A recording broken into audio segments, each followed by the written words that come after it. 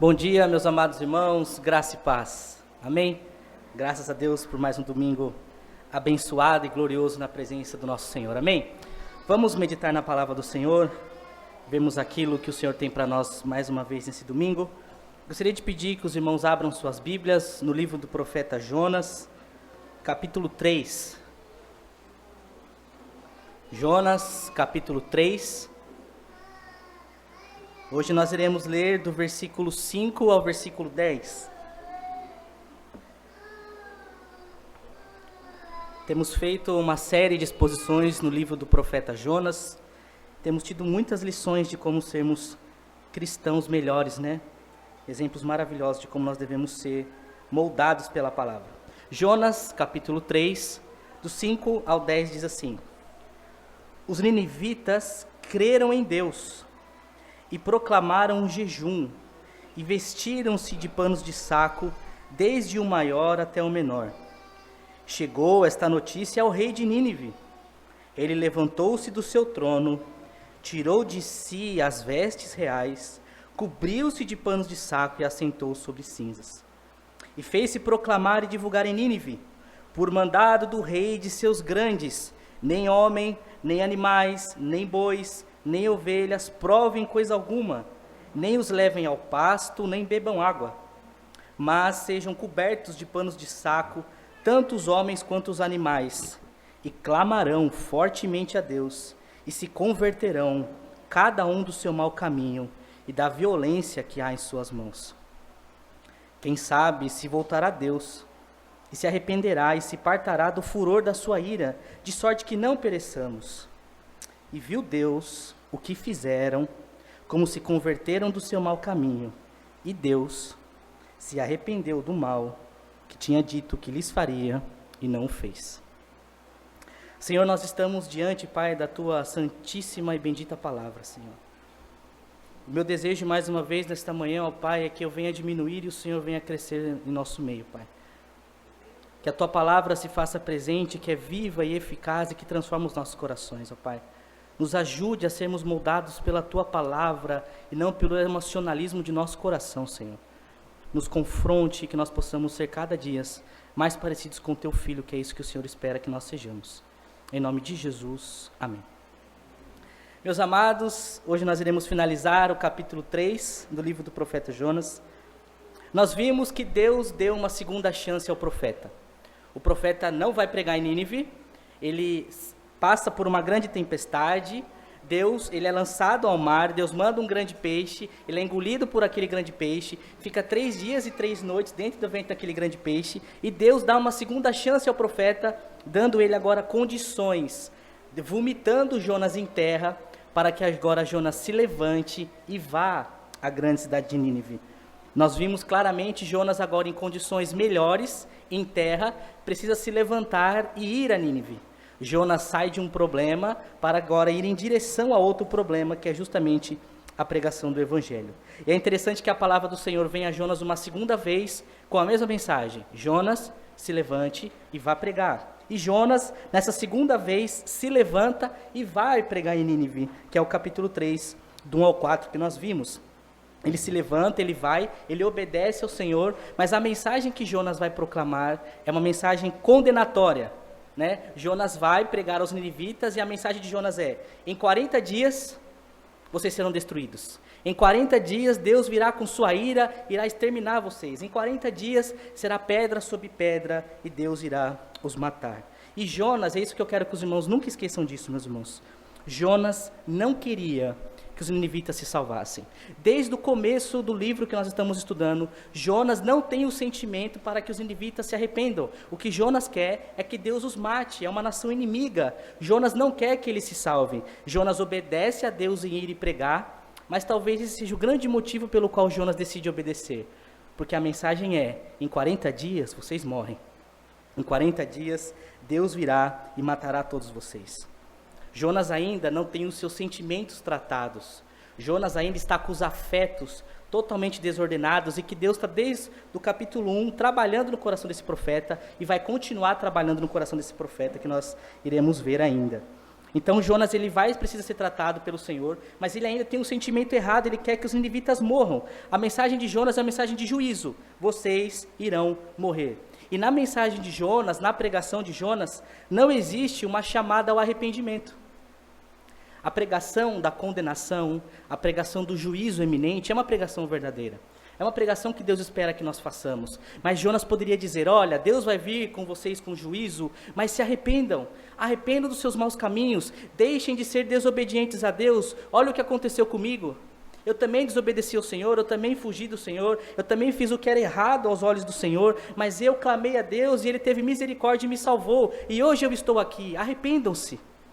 Jonas não tem essas palavras em sua boca.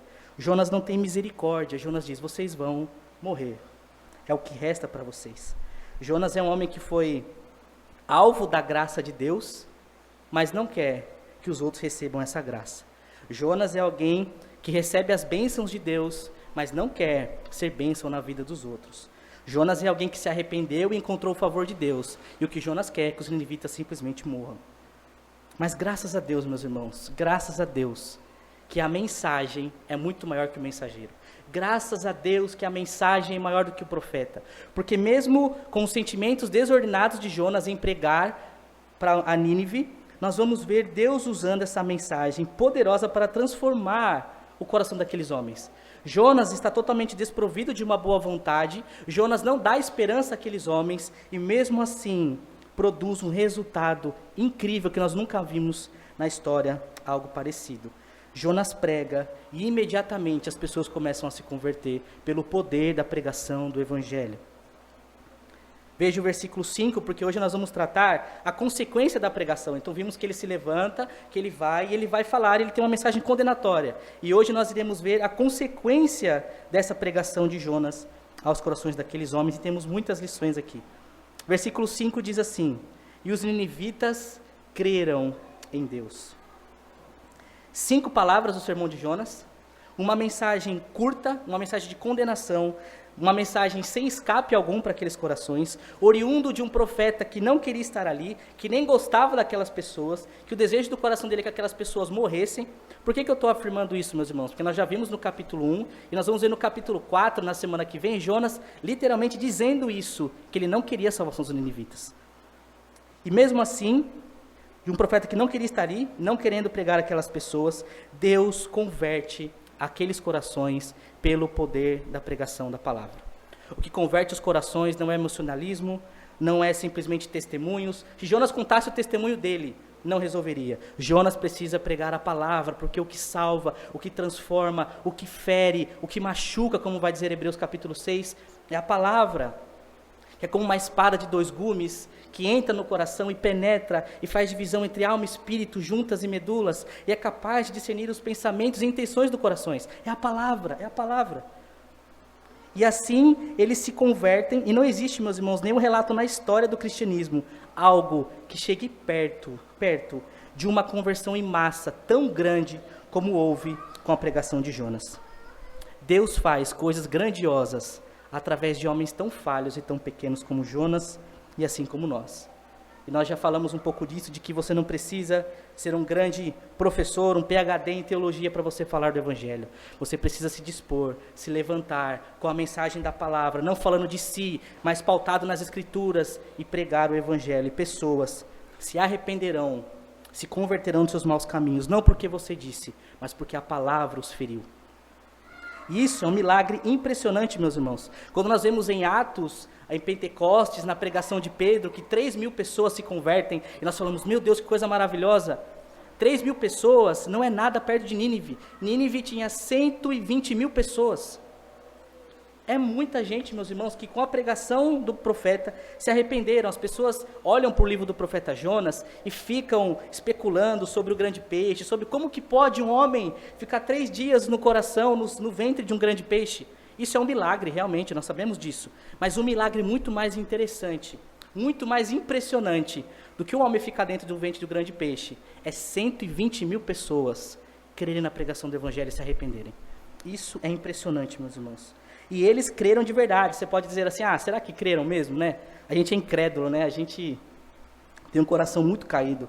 Será que de fato eles creram? Sabe por que nós acreditamos? Porque o próprio texto está dizendo que os ninivitas creram em Deus, então a própria palavra está dando esse testemunho, e nós temos Jesus dizendo que eles creram. Em Mateus capítulo 12, nós já lemos esse texto, não precisam abrir, em Mateus 12, anotem aí, 40 e 41, Jesus vai dizer assim: assim como Jonas esteve 3 dias e 3 noites no ventre do grande peixe, assim o Filho do Homem ficará 3 dias e 3 noites no coração da terra. Jesus está comparando o ministério dele ao ministério de Jonas. Assim como ele ficou, eu também irei ficar. É por isso que cremos que Jonas é literal, porque Cristo está dizendo. Se não queremos em Jonas, não podemos crer que Cristo morreu e ressuscitou ao 3º dia. E Cristo está fazendo isso. Aí no versículo 41, Jesus vai dizer assim em Mateus 12: os ninivitas se levantarão no juízo com esta geração e a condenarão. Por quê? Porque se arrependeram com a pregação de Jonas. Mateus 12, 41. Jesus está dizendo que os ninivitas se arrependeram com a pregação de Jonas. É por isso que nós podemos afirmar que 120 mil pessoas creram no Evangelho por meio da pregação do profeta. Ainda que o profeta esteja pregando com um sentimento errado, com os afetos totalmente desordenados, meus irmãos.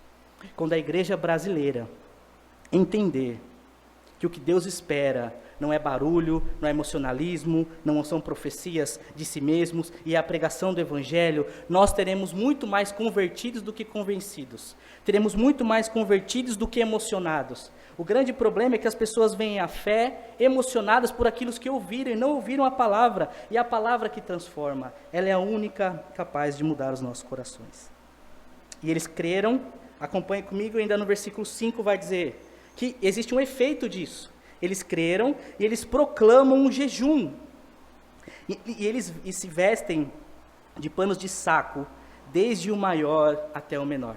Aquela nação, depois de se arrepender, eles proclamam um jejum, eles estão externalizando, colocando para fora a sua tristeza interior, o seu pecado, o seu arrependimento, a sua lamentação, a sua humilhação, representado em panos de saco. Eles se vestem em panos de saco, eles tiram suas roupas, eles sentam em cinzas, que isso mostrava, evidenciando, externamente, o arrependimento que houve internamente no coração. Eles estavam fazendo exatamente aquilo. Sabe o que é interessante? Que os ninivitas, eles estão se arrependendo, se vestindo em pano de saco, se humilhando, mostrando, externalizando isso, e essa era a forma como o povo de Deus demonstrava o arrependimento. Os ninivitas eram uma nação ímpia, uma nação de homens que eram contra o Senhor, e quando eles se arrependem, o ato externo que eles fazem para demonstrar o arrependimento é exatamente a forma como o povo de Deus se arrependia. Em Joel, capítulo 1, no versículo 13 e 14, nós temos o profeta Joel chamando Israel ao arrependimento, e ele vai dizer assim: cingi-vos de panos de saco e lamentai, sacerdotes, uivai, ministros do altar, vinde, ministros de meu Deus, passai a noite vestidos de pano de saco, porque a casa do vosso Deus foi cortada, e a oferta de manjares e libação. Promulgai um santo jejum, convocai uma assembléia solene, congregai os anciões, todos os moradores da terra, para a casa do Senhor, o vosso Deus, e clamem ao Senhor. Joel chamando o povo ao arrependimento: se vistam de panos de saco, lamentem, chorem, convoquem um jejum, convoquem a assembleia, convoquem os sacerdotes. Em Amós, capítulo 8, nós temos também o profeta Amós dizendo ao povo: convertei as vossas festas em luto e os vossos cânticos em lamentações, porei panos de saco sobre todos os lombos e a calva sobre toda a cabeça. Olha que coisa maravilhosa, os ninivitas estão se arrependendo, e a forma como eles demonstram é como o povo de Deus fazia. É a forma como o povo de Deus externalizava o seu arrependimento ao Senhor. De fato, meus irmãos, aquela nação foi completamente tomada pelo poder da pregação do Evangelho e se converteram. Diante de uma cidade caída, diante de uma cidade pervertida, como os ninivitas e como a nossa, é o Evangelho que pode transformar. E tem algo muito interessante aqui. Veja, os ninivitas, eles correram atrás do perdão de Deus. Eles se lamentaram, eles correram atrás do favor de Deus, mesmo quando isso não foi prometido a eles. Não existe uma chamada ao arrependimento na palavra de Jonas, não existe uma promessa de que Deus irá os livrar, e mesmo assim, meus irmãos, os ninivitas, eles correm atrás do perdão, eles vão a Deus mesmo sem ter tido nenhum tipo de promessa. Hoje, infelizmente, como eu disse dos emocionados, hoje as pessoas veem a fé não porque estão arrependidas, elas vêm à fé porque existem muitas promessas que dão a eles, promessas que não são bíblicas, promessas em que Deus nunca prometeu. Venha para a fé e você vai ser mais rico. Venha para a fé, se você tem um carro, você vai ter 2. Venha para a fé e seu casamento vai melhorar. Venha para a fé e pare de sofrer. Tinha um outdoor aqui, né, na Ipanema esses dias, não sei se os irmãos viram. Pare de sofrer, venha para a igreja. São promessas que as Escrituras nunca deram. E as pessoas vêm à igreja com promessas que nunca a Escritura prometeram. E esses homens estavam indo em direção a Deus sem nenhum tipo de promessa que garantia que eles seriam salvos, de que garantia que eles de fato seriam libertos da condenação que Jonas havia dito: em 40 dias vocês irão morrer. Deus não promete o perdão a eles, não havia escape, e ainda assim eles correm e se humilham aos pés do Senhor. Sabe o que nós aprendemos aqui, meus irmãos? Sabe o que é o verdadeiro arrependimento? O verdadeiro arrependimento é nós corrermos a Cristo, recorrermos à cruz, recorrermos a Ele, mesmo quando nós sentimos em nosso coração, no nosso interior, de que nós somos rejeitados por Deus. Mesmo quando o nosso sentimento parece de que Deus nos odeia, de que Deus não nos quer, de que Deus não vai nos perdoar, ainda assim o nosso objetivo é correr aos pés da cruz. Não abandone a cruz. O arrependimento é se esconder aos pés da cruz, mesmo quando a sua fé ainda vacila. A atitude de um arrependido é sofrer as consequências se necessário, porque eles estavam dispostos a isso, é abandonar as velhas práticas, mas nunca, jamais abandonar a cruz. É correr a cruz mesmo quando nós achamos que Deus irá o rejeitar. É correr a cruz mesmo quando você acha que você é um vaso da ira. É correr aos pés da cruz mesmo quando você acha que Deus vai o lançar no inferno. Ainda assim, é correr aos pés da cruz. Não abandone a cruz, meu irmão. Eu não sei, talvez você possa ter feito algo terrível.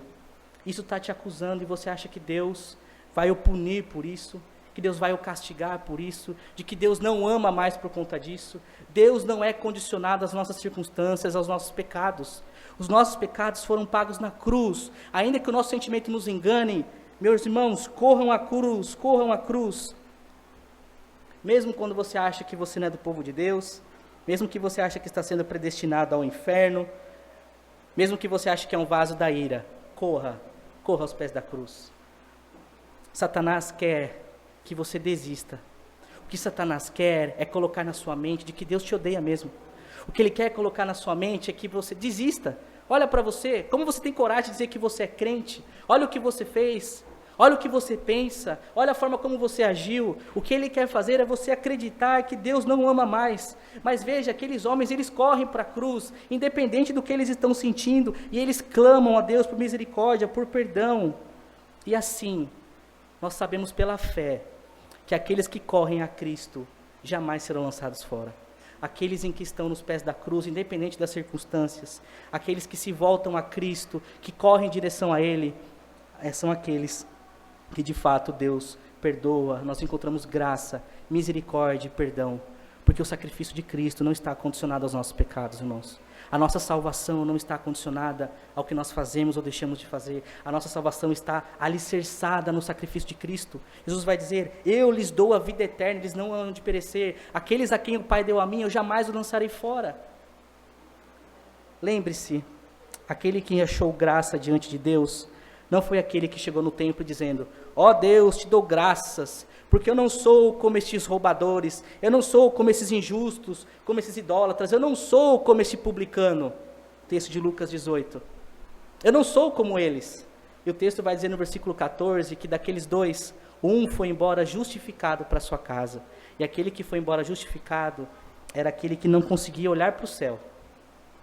Era aquele que não tinha condições, envergonhado, e não conseguia olhar para o céu, mas batia no seu peito dizendo: ó Deus, se propício a mim, pecador. Ó Deus, se propício a mim, pecador. Nós só escaparemos, meus irmãos, da destruição que Deus promete, quando nós corrermos ao Deus que prometeu a destruição. Não há outro caminho. Você só vai fugir da ira de Deus, correndo aos pés de Deus. É isso que esses homens fazem. E daí no versículo 6, diz assim: e essa notícia chegou ao rei de Nínive, ao rei, ao supremo da Síria, e ele se levanta de seu trono, tira suas vestes reais, cobre-se também de panos de saco e assenta-se sobre as cinzas. Meus irmãos, até o 4º século da nossa era cristã, os cristãos eles eram muito perseguidos, muito perseguidos. Os cristãos eram obras de espetáculo, expostos nas arenas para serem comidos pelos leões. Os cristãos eles eram tocados fogo para incendiar, para acender as ruas de Roma. Eram torturados, violentados, perdiam todos os seus bens. Eram terrivelmente perseguidos.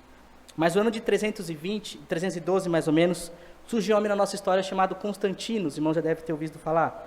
E Constantino é um homem muito poderoso que se converte ao Evangelho. E este homem institui então a tolerância religiosa aos cristãos em Roma. E agora ele passa a ser favorável aos cristãos.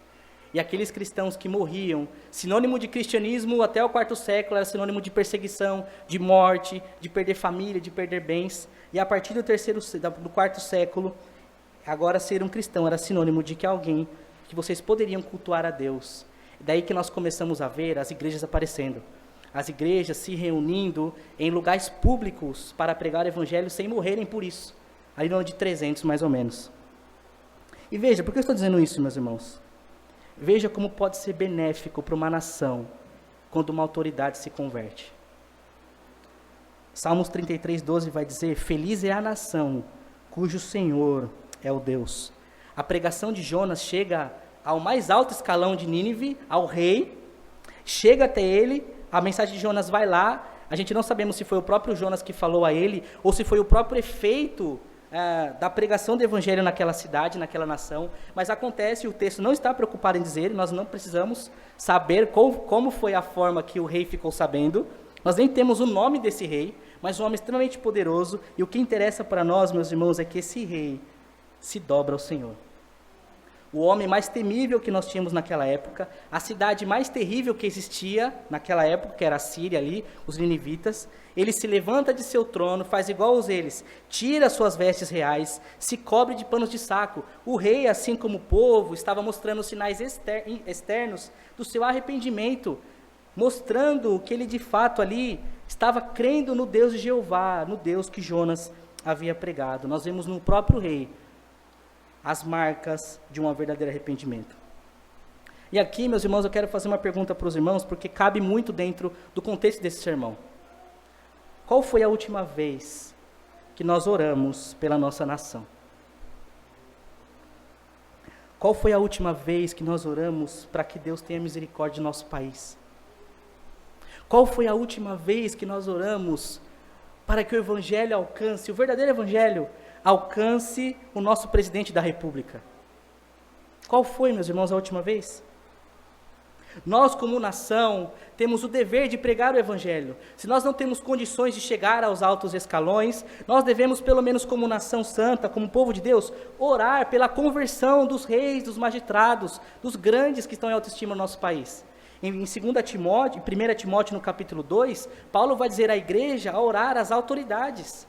A igreja precisa orar aos empresários, aos grandes do nosso país, para que eles se convertam. Nós precisamos fazer isso, meus irmãos. Ou nós somos como Jonas? Ou somos como Jonas, que a gente faz assim, bom, aquele lá não merece o evangelho. O que precisa vir é juízo mesmo. Deus mata mesmo, manda fogo, extermina. O Deus é nosso, ele não merece o evangelho. Nós por diversas vezes jogamos pedra em Jonas, mas temos os afetos muito parecidos com o de Jonas. Nós escolhemos aqueles que talvez merecem o evangelho. A gente acha que são as pessoas boas que merecem o evangelho, pessoas que de fato fazem boas obras. Mas a grande verdade é que Deus está preocupado com uma nação ímpia, uma nação terrível, um rei, meus irmãos, que era o rei mais temível e mais cruel que existia naquela época. E ele se converte ao evangelho. Infelizmente, nós precisamos nos voltar à palavra e aprendermos a orar, a interceder por as grandes autoridades. É triste porque isso não é verdade, tá? Mas é triste porque eu já ouvi isso, até quando eu estive no Haiti, eu vi um pastor dizendo lá, né, de que o evangelho parece que funciona só com classe média e baixa. É uma grande tristeza ouvir isso. Porque você vai pregar aos magistrados, aos donos de empresa, aos ricos, aos poderosos, aos ministros, ao presidente da república, eles vão dizer, eu não preciso de Deus, eu tenho tudo. Mas a grande verdade é que ele não tem nada, porque ele precisa do evangelho. Quando morrer, aonde ele estará? Nós precisamos nos levantar, termos a ousadia de pregar a estes homens, assim como Jonas fez e chegou até o coração daquele, o maior que existia ali em Nínive. E veja, meus irmãos, que na antiguidade, os reis, ainda mais reis ímpios na Síria, né, com todas as outras nações que não eram do povo de Deus, os reis, as grandes autoridades, eles não eram homens comuns, como nós vemos aqui hoje em dia no Brasil. Eles eram divindades. Os reis da antiguidade, de povos pagãos, eles eram as divindades das suas nações. Sempre foi assim. Eram homens que eram realmente em autoestima, onde o povo tinha que se curvar, tinha que venerar. Eles eram grandes autoridades espirituais da nação. Eles eram deuses. Então o rei de Nínive não era um homem que servia a um Deus falso e se converteu ao Deus verdadeiro. O rei de Nínive, muito provavelmente, ele era o próprio Deus da nação. O homem mais temível daquela época. E ele se curva a Jeová. Sejam tronos, sejam soberanias, sejam poderes, autoridades, todos precisam se curvar diante do Rei dos Reis, do Senhor dos Senhores. E veja, é a pregação do Evangelho, meus irmãos. E ele, como um líder, ele é um exemplo para a nação. Ele se convertendo significaria a extinção total da idolatria naquela nação. E veja que a política não é neutra, nunca foi. As decisões políticas que ele tinha a nação passavam pela espiritualidade do governante, assim como nós, assim como sempre foi. Os políticos, aquilo que nós temos dentro da nossa nação, tudo passa pela cosmovisão, tudo passa pela espiritualidade do governante, e assim ele transmite a sua ideia, a sua ideologia, a sua cosmovisão, a sua espiritualidade ao povo. E veja que surte efeito na vida deste homem, que é o versículo 7. O que o rei faz? Versículo 7. Ele fez-se proclamar e divulgar em Nínive.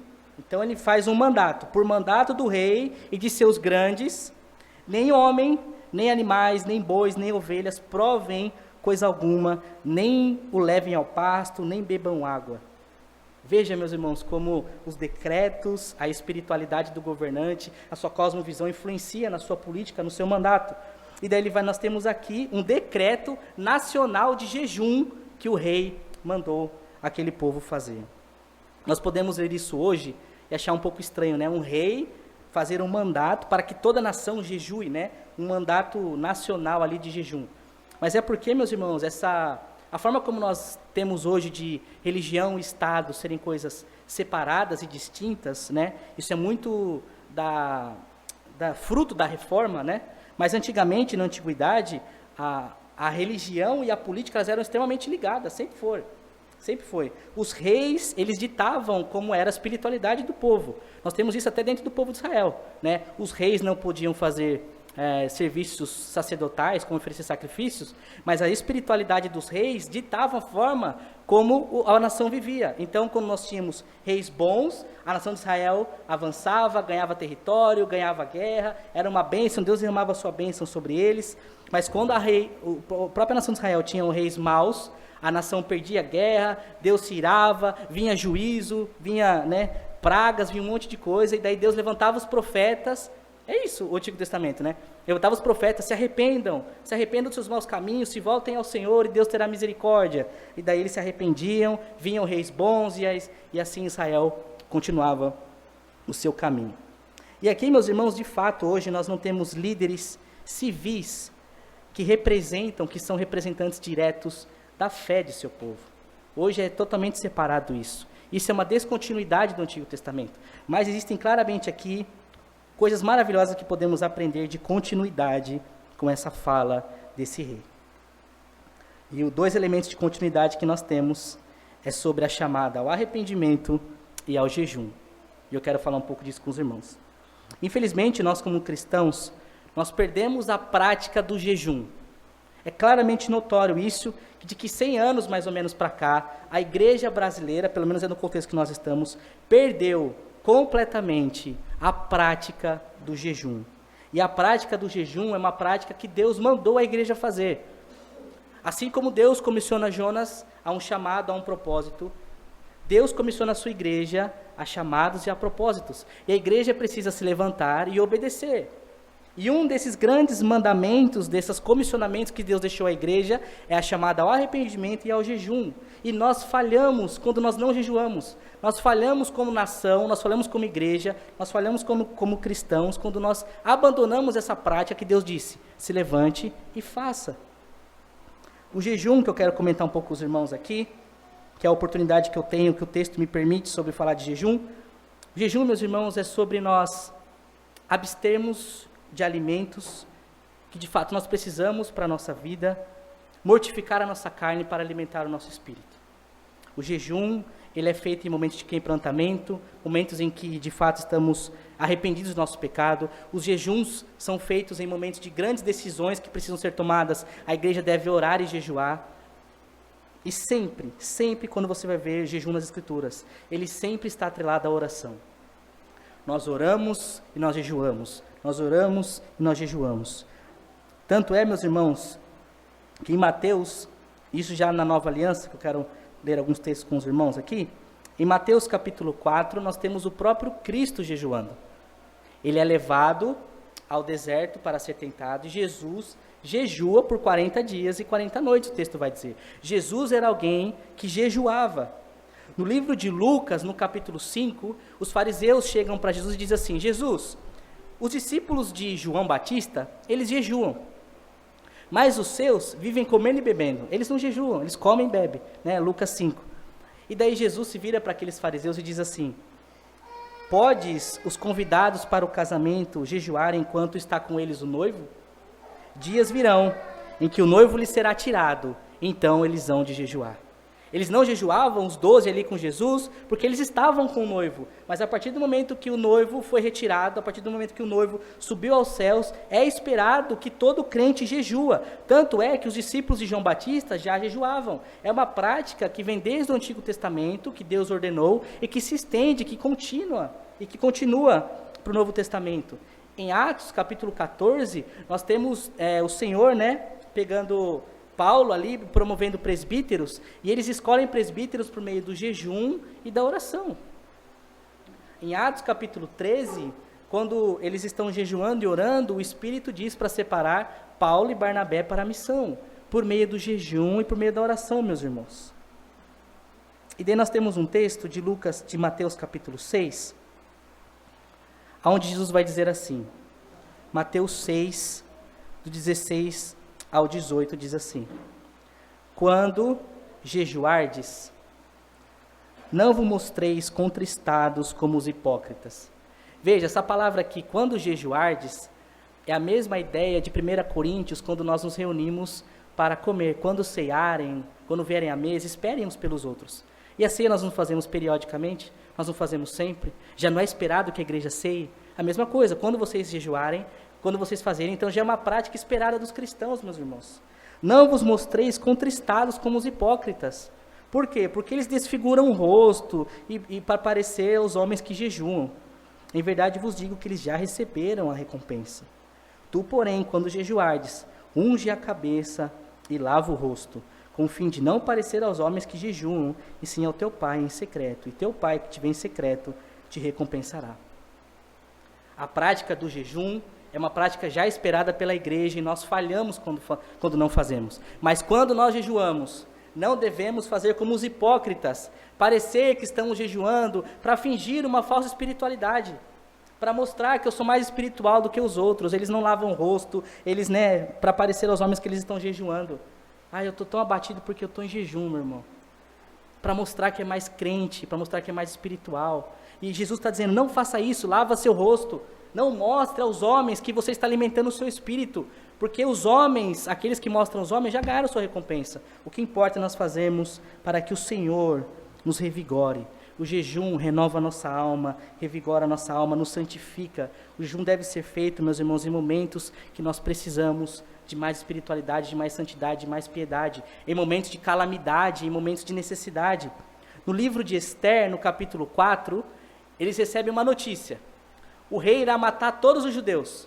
O que Mordecai faz em Esther capítulo 4? Mordecai se veste em panos de saco corre ao templo, ao palácio, onde Esther está com o rei, e diz assim: Esther, eles vão nos matar, Esther. O rei emitiu um decreto que vai matar o povo. E Esther, o que Esther diz para ele em Esther capítulo 4? Ela diz: vai, junta o povo, reúne a assembleia, jejuem por 3 dias e por 3 noites, orem ao Senhor e orem por mim, porque eu vou falar com o rei. E se eu tiver que morrer, eu vou morrer, mas jejuem, nem animais comam. Ela fala até das servas, né? Até as servas jejuem em favor dessa causa. E assim, Mordecai faz, e Esther vai falar com o rei. Os irmãos sabem que Deus tem misericórdia do seu povo e ele não extermina o seu povo. Nós deveríamos estar jejuando pela nossa nação. Nós deveríamos estar jejuando por esse período de calamidade que temos vivido em nosso país. Nós deveríamos, como igreja, estar jejuando não só para a nossa espiritualidade, como para o benefício de um propósito maior. A igreja precisa se reunir, meus irmãos, e jejuar para a misericórdia de Deus, para arrependimento dos pecados, para a conversão dos líderes. Os irmãos viram as notícias da semana passada contra o aborto, né? A igreja precisa se levantar em clamor a Deus, e jejuar e orar e pedir por misericórdia ao Senhor. Nós vemos claramente em todas as escrituras a igreja não ficando parada. Não estou dizendo para ir lá, e nada disso, estou dizendo para nós, como igreja, nos reunirmos e jejuarmos para que o cenário do nosso país seja mudado, para que Deus tenha misericórdia do nosso país, para que Deus tenha misericórdia da nossa nação, para que Deus tenha misericórdia do nosso presidente. O grande problema é que o nosso sentimento é igual ao de Jonas. O Deus é nosso, a gente do lado de cá. E o que a gente ora, se ora para Deus, mata. Deus fulmina. Deus venha com o seu juízo. Tomara fosse que em 40 dias Deus matasse todo mundo.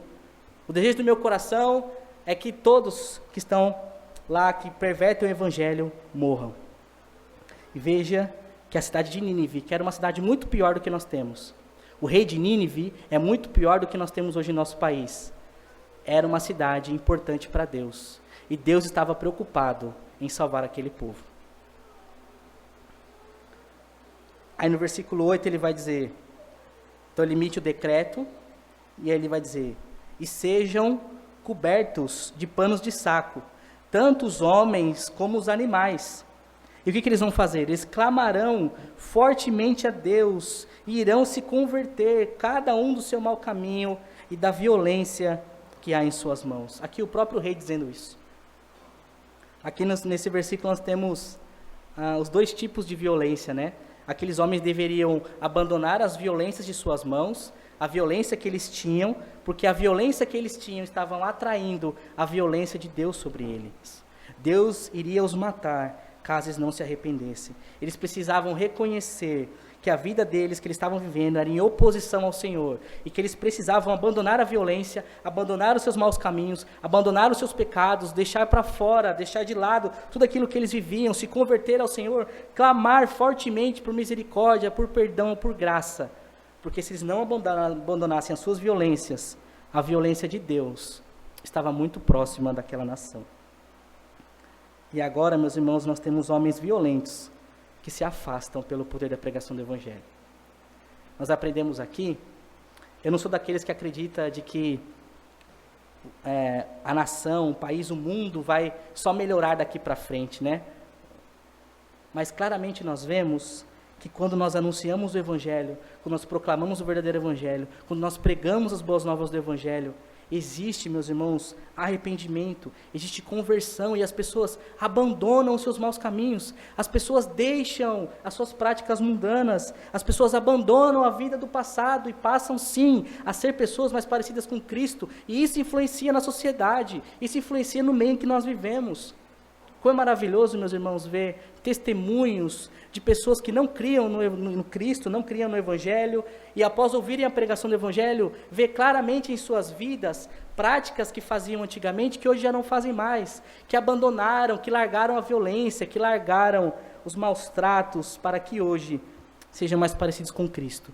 E isso muda completamente a vida, isso muda completamente a sociedade. Diante da ira de Deus, nós precisamos nos arrepender, nos voltarmos ao Senhor e mudarmos de vida. Somente o arrependimento genuíno, gerado pela pregação do Evangelho, irá nos livrar da ira de Deus. Os reis, os poderosos, eles emitem decretos, eles falam com autoridade, eles são, né, a voz suprema da nação, e aqui nós temos um rei diante de nós, um rei trêmulo, um rei inseguro, um rei que já não fala mais com tanta certeza. Olha o versículo 9, o que ele diz.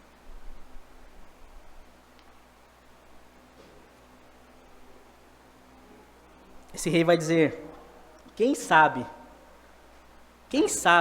Deus se voltará a nós, e se arrependerá e se partará do furor da sua ira, de sorte que não pereçamos. Esse tomara que, esse talvez, é muito interessante, meus irmãos, porque esses homens aqui se convertem sem nenhum tipo de esperança, sem nenhum tipo de possibilidade de que eles iriam ser salvos, não existia nenhuma promessa de que Deus iria os livrar, mas vale a pena se arrepender mesmo assim. Mesmo assim vale a pena se arrepender, e ele aqui está com essa linguagem de incerteza. Nós estamos arrependidos, nós ouvimos a pregação, nós estamos abandonando nossos pecados, estamos abandonando a nossa violência, estamos mudando como nação, estamos externalizando isso por meio de panos de saco. Tomara a Deus, quem sabe se o Senhor terá misericórdia de nós. Tomara a Deus se lembre de nós e afaste de nós a sua ira.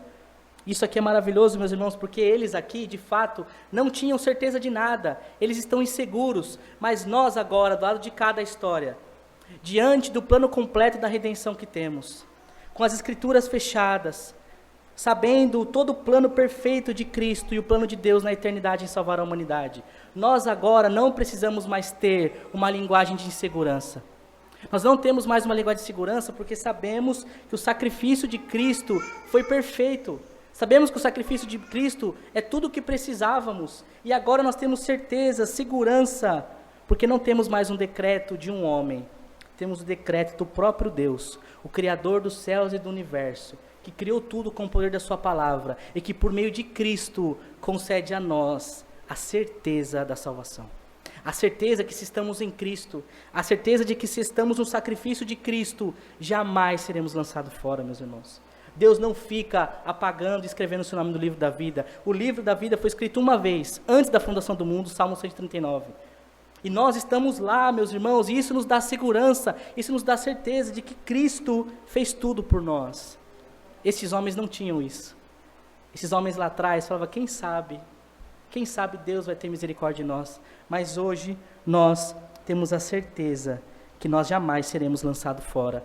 João 6,37, João 10, 28, Jesus vai dizer que nos dá a vida eterna. Eu lhes dou, nós não conquistamos. Você não conquistou com o poder do seu braço, você não conquistou com os seus méritos, você não conquistou porque você é bonzinho. Nós somos salvos pela graça, mediante a fé. E isso não vem de nós, é dom de Deus. Já não vem de obras, justamente para ninguém se gloriar. Eu faço mais que você, então sou mais salvo do que você. As próprias Escrituras diz que somos salvos por Cristo, mas esses homens não tinham isso. Esses homens não tinham Efésios, esses homens ainda não tinham a revelação completa do que o Filho faria na cruz, e eles estão inseguros quanto à salvação, mas ainda assim vale a pena abandonar o pecado, ainda assim vale a pena se arrepender.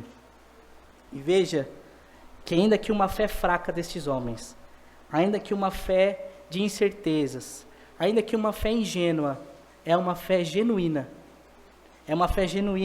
que afasta a ira de Deus. É uma fé que precisa ser realmente alicerçada, precisa ter mais substância, precisa se ler mais as Escrituras, mas veja, ainda assim, é uma fé genuína. Porque veja, meus irmãos, nós não somos salvos pelo tamanho da nossa fé. Esses homens tinham uma fé pequena, uma fé fraca, mas ainda assim uma fé genuína, e isso já era o bastante para Deus afastar a sua ira deles, porque nós não somos salvos pela grandeza da nossa fé, nós somos salvos pela grandeza do Deus que nos dá fé. É o Deus que nos dá fé, que é onde nós conseguimos nos assegurar. Ele é o autor e o consumador da nossa fé, é Ele que dá e é Ele que consome. E é por isso que nós agradecemos a Deus por sua graça, por sua bondade, por sua misericórdia, porque não depende do tamanho da minha fé e da sua fé. Ainda que uma fé pequena, ainda que uma fé vacilante, ainda que uma fé de incertezas, que precisa sim ser trabalhada, mas é uma fé genuína, dada por Deus, e o sacrifício de Cristo é aplicado no coração. Se eu perguntar para vocês, se você morrer hoje, meu irmão, Se em 40 dias você não estará mais aqui entre nós, para onde você vai? Né? Alguns irão dizer com certeza, eu vou para o céu. Outros vai dizer, quem sabe, tomara Deus, quem sabe o Senhor se lembre de mim. Mas veja, meus irmãos, ainda que com essa fé, uma fé ainda que precisa ser trabalhada, é uma fé o bastante para que o sacrifício de Cristo alcance e tenha misericórdia da sua vida. O nosso papel é buscarmos a Deus e, Senhor, nos dá mais fé. Senhor, nos ajuda a sermos alicerçados em Tua Palavra, nos ajuda a crermos em Tua Palavra, nos ajuda a vivermos a Tua Palavra e não os achismos do meu coração, não no engano do meu coração, dos meus sentimentos, Senhor. E o Senhor irá o conceder, porque Ele é o autor e Ele é o que consome. Mas graças a Deus que não somos salvos pelo tamanho da nossa fé. Estes homens com uma fé pequena, uma fé ingênua, uma fé fraca, de que, eu não sei, ainda assim, Deus estava o salvando. Graças a Deus por isso, né, meus irmãos? Graças a Deus. Graças a Deus porque tudo é dele e nada é nosso. Graças a Deus porque tudo vem dele e nada vem de nós. Nós simplesmente reagimos ao que ele já fez e aplicou aos nossos corações. Nós vivemos uma vida de santidade pelo que ele fez. Não buscamos santidade para alcançar o favor de Deus, mas buscamos ser o que Deus quer, porque ele já nos salvou e já temos a garantia da sua infinita graça e misericórdia. E agora no versículo 10, para finalizar, nós estamos diante do versículo mais difícil de Jonas, talvez um dos versículos mais difíceis das Escrituras, porque tem alguns como esse. Eu quero que os irmãos prestem atenção, porque é realmente um pouco complicadinho. Veja o versículo 10 o que acontece. Eles se arrependem, estão na esperança de que Deus irá os livrar, de fato estão arrependidos e creram no Evangelho, por meio da pregação. E no versículo 10 vai dizer, e viu Deus o que fizeram, como se converteram do seu caminho, e Deus se arrependeu do mal que tinha dito que lhes faria e não fez. Algumas traduções vão dizer, e Deus mudou de ideia quanto ao mal que lhes ia fazer e não fez. Os decretos do rei são irrevogáveis. Os decretos de um rei, chancelado com o anel real, são irrevogáveis. E o rei de Nínive havia recebido um decreto do Rei Supremo, Criador dos céus e da terra, do universo, que em 40 dias eles seriam destruídos. E o texto diz que Deus mudou de ideia. E aqui nós estamos diante de um dilema. É possível, meus irmãos, Deus mudar de ideia? É possível que Deus mude a sua mente?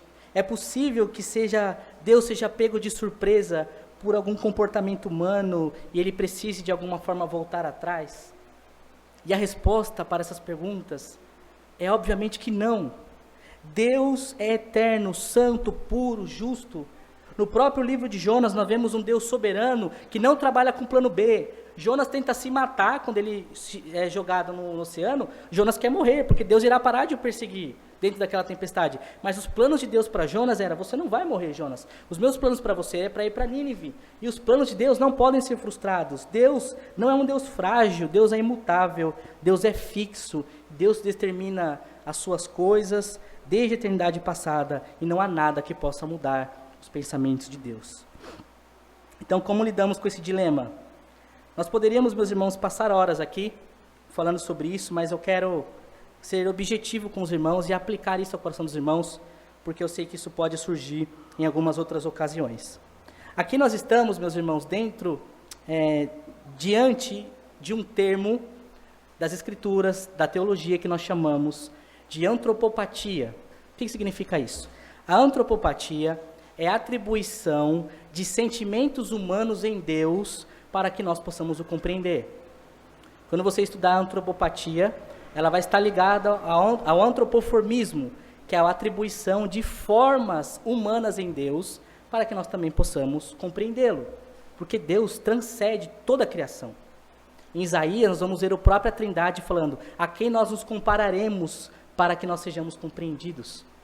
Então, de fato, Deus transcende. Nós temos isso, atribuições de forma corporal em Deus, como sentimentos, para que nós possamos entender o que Deus aqui está querendo dizer. No caso do antropoformismo, que é o que não tem no texto aqui, É aqueles textos como, os olhos do Senhor estão como chamas de fogo, ou então, a mão do Senhor está estendida e não recolhida. A mão de Deus não está literalmente estendida ou recolhida. É para nós entendermos a bênção de Deus. Isso é um antropoformismo. E a antropopatia, antropos vem de homem, né, empatia de sentimento, é colocarmos atribuições de sentimentos em Deus. Aí vejam, o que Jonas está fazendo aqui? O Jonas está escrevendo o livro. Quem escreveu o livro do profeta Jonas é o próprio Jonas. E quando Jonas chega no relato no capítulo 3, Jonas vai dizer assim: Deus havia prometido que iria matar os ninivitas. Deus havia dito que em 40 dias eles seriam consumidos. Mas Deus não fez isso.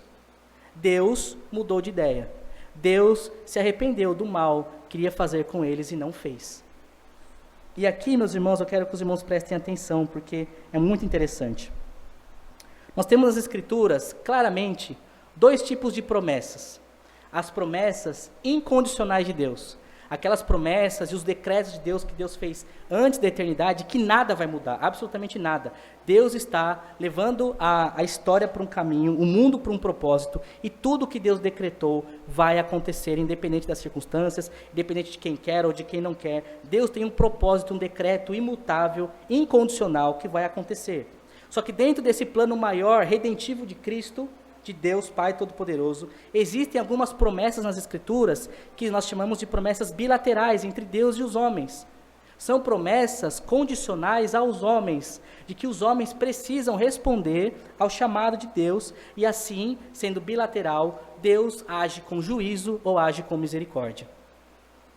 Isso não deveria, meus irmãos, ser um espanto para nós, porque em todo o Antigo Testamento nós vemos isso. Deus dizendo, se vocês se arrependerem dos seus maus caminhos, eu irei dar bênçãos, e você vê isso, né, no próprio livro de Levítico, nas leis. Se vocês cumprirem isso, terão a bênção do Senhor. Mas se o povo se endurecer o seu coração e se voltar aos maus caminhos, virá juízo. E você tem todo o juízo do que Deus irá fazer. São promessas bilaterais entre Deus falando, um juízo eminente de praga, de alguma coisa, e o povo precisava necessariamente se arrepender dos seus maus caminhos, e Deus, assim, não traria o seu juízo. É exatamente o que está acontecendo aqui. Deus tinha uma promessa muito clara e evidente ao povo de Nínive. Em 40 dias vocês serão destruídos. Por quê? Porque estava condicionado ao mau caminho deles, à impiedade deles. Em Jonas 1:2 vai dizer que a maldade, a malícia de Nínive subiu até Deus e ele se irou com aquele povo. E Deus disse, eu vou destruí-los. Só que Deus manda um profeta lá. E esse profeta prega o evangelho. E quando esse profeta prega o evangelho, aqueles homens se arrependem dos seus maus caminhos, se convertem ao Senhor, se humilham, e agora Deus suspende a sua ira e derrama da sua misericórdia. Deus olha o coração daqueles homens e vê que de fato eles estão arrependidos, e Deus suspende o seu juízo. E no lugar onde Deus destruiria, Deus dá misericórdia, perdão e graça. Para dar um exemplo, para ficar um pouco mais fácil, os que são pais sabem. Às vezes os pais prometem disciplina aos filhos, né? Você vai apanhar, não é isso que a gente fala? Né? Você vai apanhar, mas essa promessa de que você vai apanhar está condicionada ao filho mudar o comportamento. Você não quer aplicar o juízo, você não quer aplicar a disciplina, você está alertando, se você não fizer, você irá apanhar. É uma promessa na esperança, na expectativa de que não precise vir a disciplina, vir o juízo e vir a correção. E Deus, como um grande pai, que trabalha conosco como filhos, fez a mesma coisa a Nínive. Se vocês não se arrependerem dos seus maus caminhos, em 40 dias vocês serão destruídos. E se os ninivitas não tivessem dado ouvido a Jonas, seria como Sodoma e Gomorra. Deus veio e destruiu absolutamente tudo. Mas estes homens se arrependeram dos seus maus caminhos. Deus, no fim das contas, nunca mudou. Quem mudou foi os ninivitas. Quem mudou foi os próprios ninivitas, que creram no evangelho, que desviaram do seu mau caminho. E Deus não precisou mais, naquele momento da história, aplicar a sua ira, e sim a sua misericórdia. É verdade, meus irmãos, que é um pouco difícil nós identificarmos as promessas condicionais e as incondicionais de Deus, mas claramente, quando você vê nas Escrituras, promessas de juízo imediato, são promessas já com uma chamada ao arrependimento, para que aquele povo se volte ao Senhor. Texto de Jeremias capítulo 18, por favor anotem aí. Jeremias 18, versículo 7 e versículo 8 diz assim. Olha o que Deus vai dizer ao profeta Jeremias. No entanto, em que eu falar acerca de uma nação, ou de um reino para o arrancar, para o destruir, se a tal nação se converter da maldade contra o qual eu falei, também eu mudarei de ideia do mal que lhes iria fazer. Uma promessa de Jeremias dizendo, quando eu me levantar para destruir uma nação e os arrancar daqui, eles se arrependendo da maldade, eu irei ter misericórdia e não mais aplicarei o seu juízo.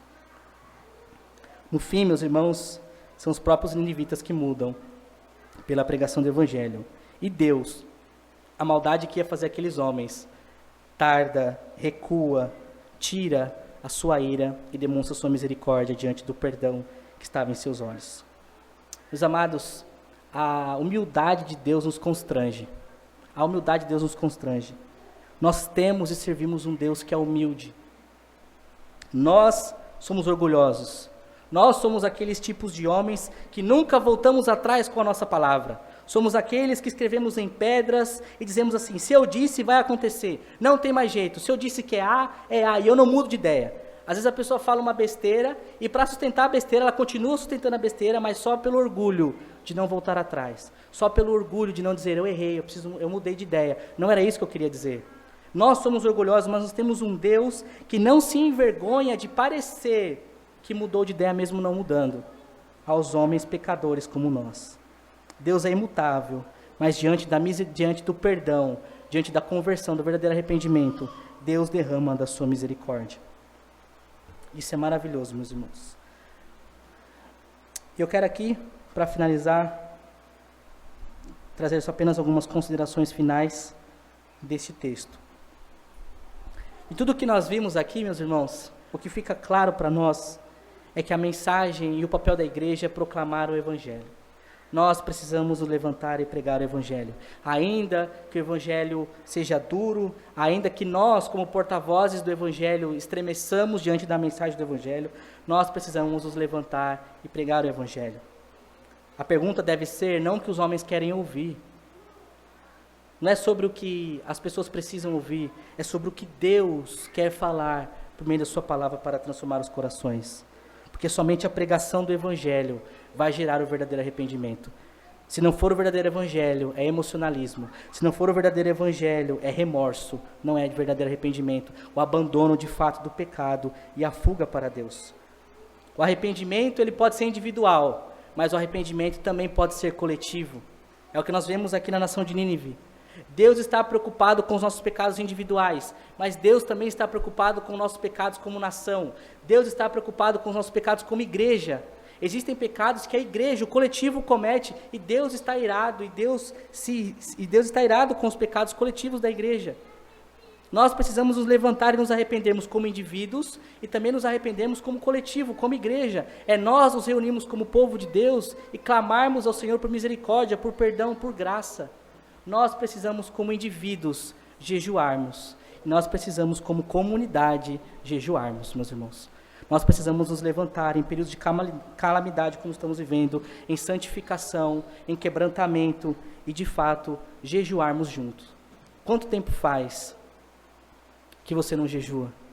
Quanto tempo faz que nós não vemos os movimentos de igreja dizendo assim, irmãos, essa semana nós estaremos jejuando em favor de um propósito maior, em benefício de algo, por misericórdia de algo, e a igreja toda, como povo, se reúne para orar e para jejuar e clamar a Deus por misericórdia. Nós precisamos fazer isso, meus irmãos. Como Ibra, nós precisamos fazer isso.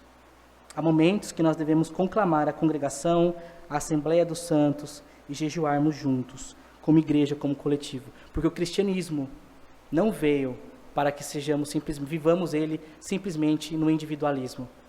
Deus morreu por um povo, Deus morreu por uma igreja, e nós nos preocupamos com o outro, nós servimos o outro, nós oramos pelo outro, nós amamos o outro, e nós juntos podemos, como igreja, nos preocuparmos com nossos pecados coletivos e abençoarmos o povo de Deus, abençoarmos a nossa nação, não apenas como homens, mas como povo, como igreja.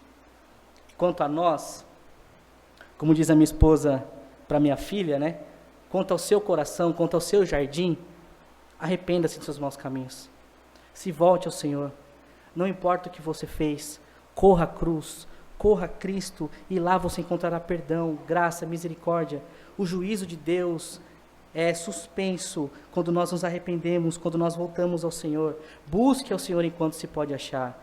Porque se você se manter com a dureza de seu coração, assim como o povo no Egito, na peregrinação, tentaram o Senhor, tiveram seus corações endurecidos, Deus veio com juízo ao ponto de só 2 entrarem em Canaã. Cuidado, meus irmãos, arrependa-se, porque talvez o juízo de Deus esteja muito próximo. Nós precisamos urgentemente nos voltarmos ao Senhor com o coração arrependido e acharmos graça, e acharmos bondade, e acharmos perdão e misericórdia na cruz